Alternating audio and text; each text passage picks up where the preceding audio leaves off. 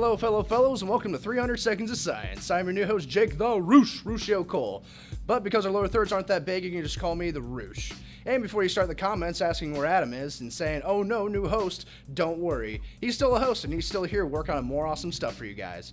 So y'all probably remember this guy, the pinnacle of prepubescent popularity. If you had one of these as a kid, you were officially cool.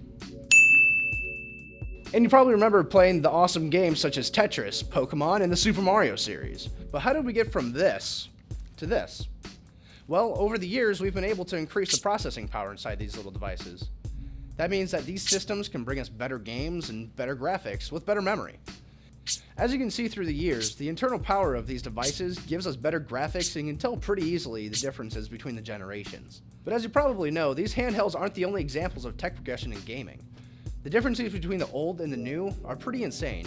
Just thinking about how Pong and Space Invaders paved the way for virtual reality and Halo is pretty amazing. No one could have predicted anything this intense happening to the gaming industry back then. Pong literally had no CPU, it just used discrete logic. Now most gaming technology today uses custom-built CPUs and graphics systems that blow any 2D side-scrollers right out of the water.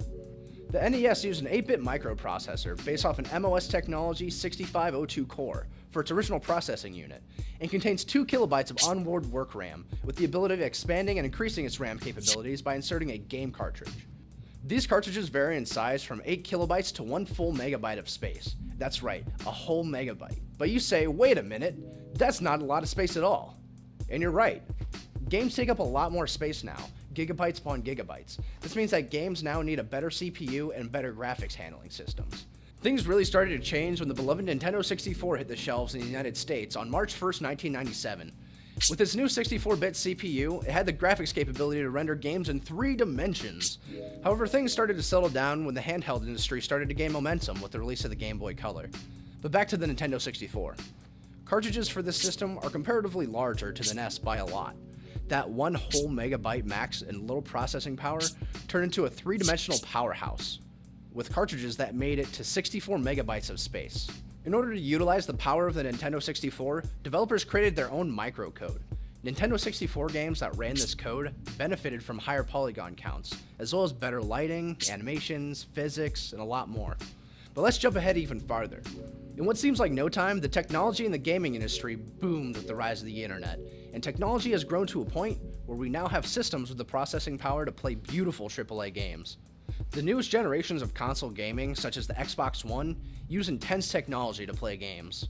Standard Xbox Ones have 8 whole gigabytes of DDR3 RAM, clocked at 2133 MHz, with an 8-core 64-bit AMD custom CPU, at a frequency of 1.75 GHz. It also comes with 500 gigabytes, or half of a terabyte, of internal hard drive space, with the capability of external hard drive support.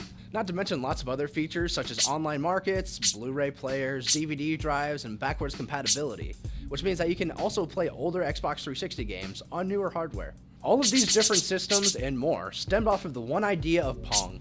And with the rise of virtual reality hardware such as the Oculus Rift or the HTC Vive and Sony's Project Morpheus, who knows where we'll be in 10 years.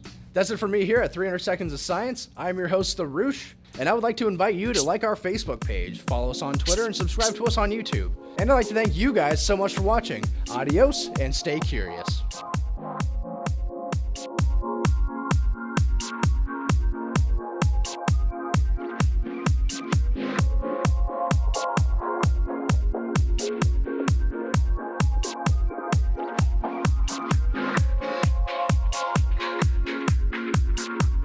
This program was produced by ZTV at the University of Akron.